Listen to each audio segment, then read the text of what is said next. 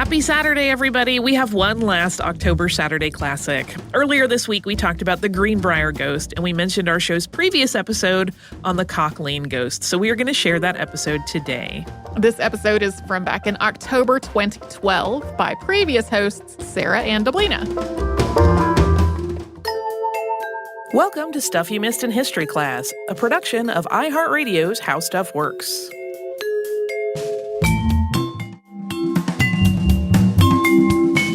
Hello and welcome to the podcast. I'm Sarah Dowdy. And I'm Deblina Chakraborty. And we've focused a lot on ghost stories this month for our spooky Halloween series. And all said, though, I think the ghosts have been a pretty diverse crowd, ranging from socialite Madame LaLaurie to headless Anne Boleyn to the real-life Falstaff. But so far, all the ghosts we've talked about have just kind of been there. They've been haunting, they've been making their noises, doing things like hovering over babies creepily, taking headless carriage rides, washing laundry.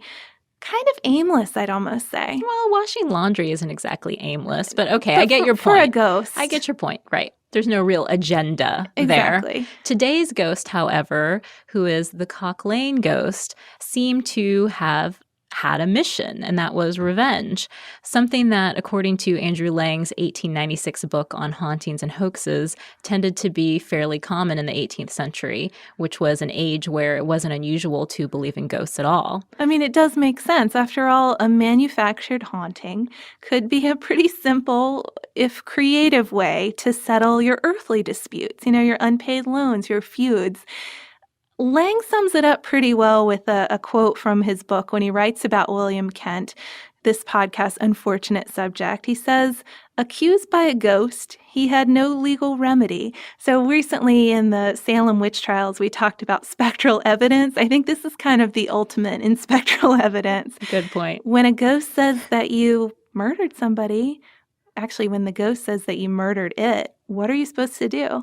But before we get into all of that, we need to go back to the beginning. The Cock Lane ghost wasn't initially out for blood. Its first appearance was actually pretty harmless. Yeah, this ghost wasn't out for blood, at least at first. Its initial appearance came in 1759 at this tiny house on Cock Lane, a road which the Oxford Dictionary of National Biography describes as, quote, an obscure turning near St. Paul's Cathedral in London. So the home belonged to Richard Parsons, who was the deputy parish clerk of St. Sepulchre's Church, and also a landlord, an alcoholic, and a man pretty deeply in debt. The year before, though, he'd taken in William Kent of Norfolk as a tenant. And Kent was an independently wealthy man, but he had a bit of a family secret of his own. He was living with his dead wife's sister. The arrangement had started pretty innocently back in Norfolk when Fanny Lyons, who was the sister-in-law, moved in to help care for Kent's motherless child. His wife had died during childbirth. But after the baby died, too, the couple continued to live together, eventually as husband and wife, even though they weren't legally allowed to marry. So finally they moved to London, posing as husband and wife still. But the unconventional living arrangement proved to be a bit of a liability, especially because Kent tended to make loans to his landlords. Maybe a bad policy already, but to make things worse, he actually expected that he'd get the money repaid. This, of course, gave any sort of vindictive landlord, especially one who knew that he was living with his dead wife's sister, fodder for eviction and a way out of the loan potentially. So it must have seemed lucky when Kent met Parsons at St. Sepulchre's Church and was offered rooms to rent. So Mr. and Mrs. Kent, as they thought she was anyway, got on well with Parsons, his wife, and his two daughters for a little while, but then things started to head south when the naive Kent admitted to Parsons that he wasn't actually married after all. He also loaned Parsons a good bit of money. And then, as you mentioned, and as he had done in the past, he started to follow up on repayment. Fell into that same old trap. Still, though, the ghost didn't appear until Kent was out in the country on business. And Fanny asked Richard Parsons' little 11-year-old daughter, Elizabeth, known as Betty, if she wanted to sleep in her room and in her bed while Kent was gone. So that night, when Betty and Fanny were in bed together, they started to hear strange noises, rappings, scratches, taps. Mrs. Parsons must have been pretty rational. She explained away the noises as the nearby cobbler who might have been working late at night. But when the noises were heard again on a Sunday, the family started to wonder what was really going on.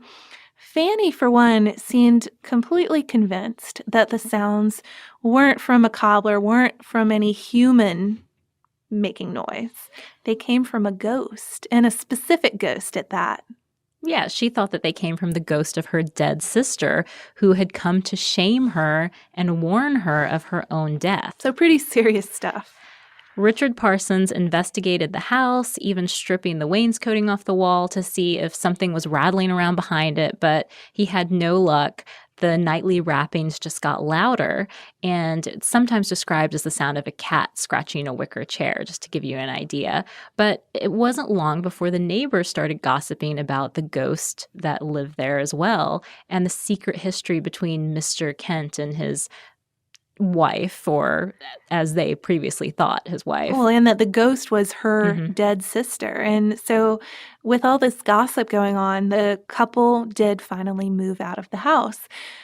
At that point, the noises stopped. And according to Patrick Collins in the Fortean Times, this probably would have been a good time for Kent to just throw in the towel, cut his losses, forgive the 12-guinea debt that he had lent to Parsons. Instead, though, he threatened to sue. And at this point, the timeline gets a little hazy, and it's understandable. A lot of the stories we talk about in October have some sketchy details about them. But depending on the source you look at, either several months go by or up to a year and a half goes by until we catch up again with the Kent family. At this point, Fanny, who was heavily pregnant, died of smallpox. And the sound started again in the house back on Cock Lane. And this time they seemed to come specifically from Elizabeth Parsons' bedside. And the little girl also started to suffer from fits. And according to Charles Wilde Elliott's book, Mysteries or Glimpses of the Supernatural, little Betty described even seeing an apparition of a, quote, woman surrounded by a blazing light. So it's not just these knocks that could be mistaken for a cobbler anymore. It seems something much more. Richard Parsons called a medium who interrogated the ghost, asking questions and receiving answers in the form of knocks. One meant yes and two meant no. This is very reminiscent of the Fox Sisters story. Yes. And the way that they communicated with the ghost, or supposedly communicated with ghosts, depending on what you believe. But maybe we should act this one out then, Deblina. I think we should.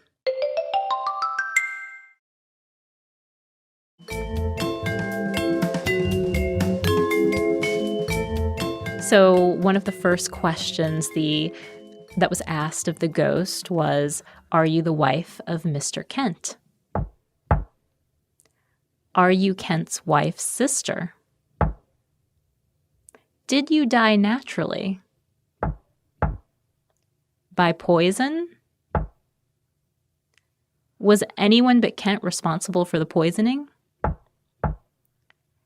Will it ease your mind if the man be hanged?" Oh, man. Yeah, that's bad news for Kent there, the single knock meaning yes. So the ghost, who is now revealed, of course, to be the murdered Fanny Lyons, picked up a nickname, Scratching Fanny, which an unfortunate adds nickname. Another element to the titles in this podcast. But she started to give even more information. You know, this interrogation went on even further and began to provide numerous details on her death. The type of poison that had been given her, it was arsenic. How it was administered, through a drink called Pearl. How many hours it took, 2 to 3 hours. All sorts of details, although interestingly, some information was apparently incorrect. I mean, aside from the fact that this lady died of smallpox, clearly. But some of the details that the real Fanny Lyons would have known were also incorrect. Parsons, though, was interested in legitimizing this scene, this situation going on in his house. The haunting. The haunting, and called in John Moore, who is the assistant preacher at St. Sepulchre's, to get to the bottom of things. And Moore believed that there truly was a spirit present and called on a fellow minister, Thomas Broughton, for confirmation. And after these two guys were on board with the idea of a haunting, other esteemed men started to visit too, which lended a lot of legitimacy to the entire premise. The Public Ledger even wrote up the story, and crowds began to form at the house every night. So it was something of a spectacle. And the public began to truly believe that Kent was a murderer. So this guy who they've never heard of before, who nobody suspected of murdering his wife up until this point, his wife, quotes, suddenly is being accused of murder, like pretty seriously. So as interest grew, Parsons could begin to charge admittance to these seances that would be conducted at his home by his relative Mary Fraser. And the best members of society, of course, got bedside views. I mean, this was a real attraction. It wasn't just something you'd read about in the paper. You'd go out and experience this yourself. But if you were one of the better members of society, you would get to pack in right next to little Betty's bed and watch and wait while she slept and see if the ghost visited. It adds an extra element of disturbing scenes to this whole story. Yeah, it's just wild to me. I mean, I have to wonder, how did she even sleep? Well, these people standing around. You wonder how, yes, an 11 or 12-year-old girl got a full night's sleep with all these people in her house every day. But just as an example of the kind of people these seances did attract, the Duke of York even attended at one point. Eliot's book, though, has a really good account of one of the seances. It is from a skeptic's perspective, but it gives you a sense of what it must have been like coming into this tiny house, into this tiny room, and watching this kid sleep, hoping a ghost would appear.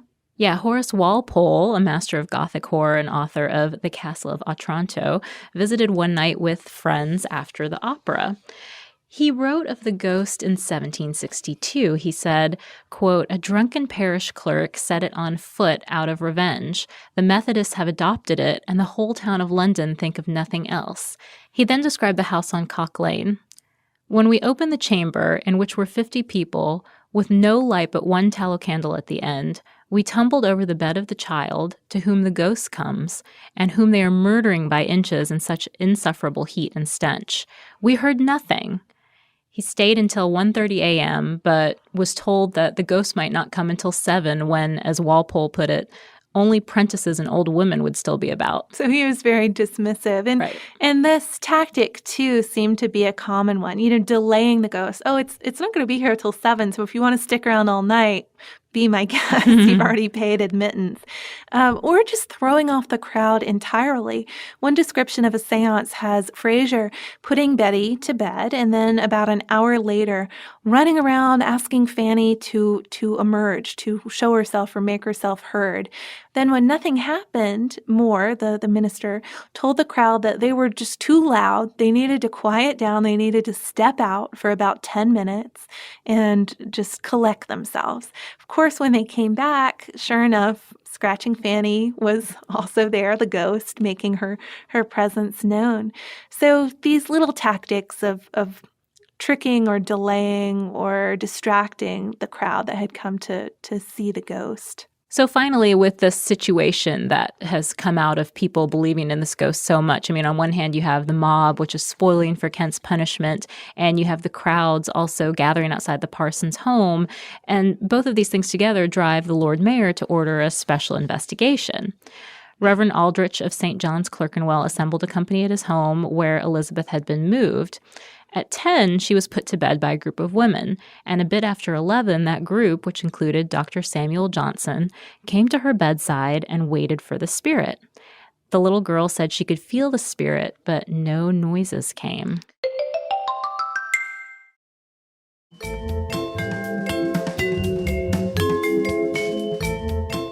So Dr. Johnson declared that the whole thing was a hoax, wrote an account of it, published that in the Gentleman's Magazine, and it was really the beginning of the end for this idea of a ghost. And Poor Betty, of course, wasn't off the hook, though, Elizabeth. She was moved again, put through all sorts of tests. She was at one point strung up in a hammock with her feet and hands drawn away from her body, to prove she wouldn't be able to make any sounds. And after Scratching Fanny the ghost failed to make an appearance several nights in a row after these tests, Betty was threatened pretty clearly that her father would go to prison if she could not call up the ghost.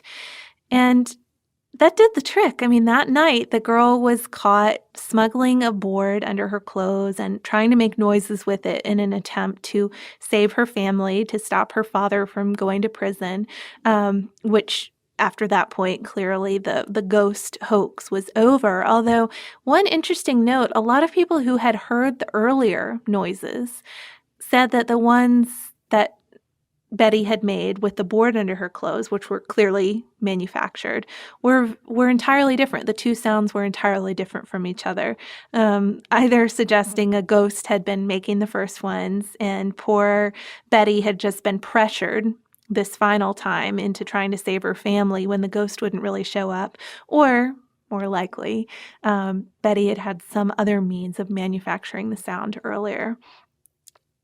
She was right to be scared, though, because her family did end up being pretty strongly punished for what had happened. Right. In July 1762, Richard Parsons, his wife, and Mary Fraser were all tried and convicted of conspiracy. Moore, the clergyman, as well as a tradesman named James, who was believed to have assisted in this deception, were also convicted, although they got off with reprimands and the order to pay Kent a settlement. Fraser and Mrs. Parsons received hard labor, and Mr. Parsons got 2 years in prison and 3 appearances in the pillory. So it's a testament to how many people still believed in the ghosts, though, that the crowd at the pillory was unusually quiet each time, and the public actually raised a subscription for the family. And I was surprised by this because I would think that the public, having bought into this idea of a ghost so thoroughly, would be maybe embarrassed and angry at this guy for tricking them and for trying to profit. But the more I thought about it, the more I thought, well, if you admit that you've been fooled by this hoax, then you look like a fool. If you consider this guy as a poor, unfortunate soul who's being unfairly punished when there really was a ghost in his home, then I guess you're something else entirely. Right. But you can kind of get yourself off the hook that way. The ghost really did stick around in the public's imagination, too, though. It, kind of like the Mary Toft bunny births hoax that we talked about on an earlier podcast, and which was about a generation or so before this, became real shorthand for gullibility, just falling for things too easily. And I guess while we're talking about Mary Toft, and you mentioned the Sisters Fox earlier, it's so reminiscent of the Sisters Fox story with the tappings and the rappings and the girls playing tricks on people.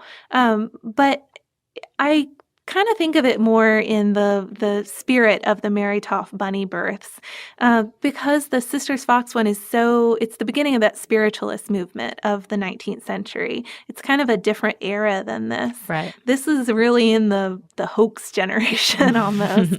And like I said, with the public being interested in it, people found opportunities to benefit from it as well in a satirical sort of way. Charles Churchill wrote a satirical poem about it called The Ghost. William Hogarth, who was a famous illustrator, engraved a scene of a seance at Elizabeth's bedside. So people could indulge in something like this, indulge in a hoax, knowing that it wasn't true. That was part of the fun, being able to say, how could anybody fall for this? I sure didn't. One of the other things that's very reminiscent of the Sisters Fox story is that it's still unclear exactly what was making these knocking or rapping sounds. Some suggest that it was ventriloquism. And of course, later there was the board that was introduced, so maybe that played a part in it. I guess probably the only one who knows for sure, at least about the board part of it, is Elizabeth Parsons, but little is known about her later life. She probably got married twice, the second time to a gardener, but we don't know much of the detail. I mean, what a ridiculous childhood she had. Right. I'm imagining maybe she'd be eager to put that behind her after so much after the crowds, the Duke of York at your bedside when you're 11, trying to wait for ghosts to appear. I bet she probably got a lot better sleep. Yes, later she on in probably spent most of her later life catching up on sleep. We can think of it that way.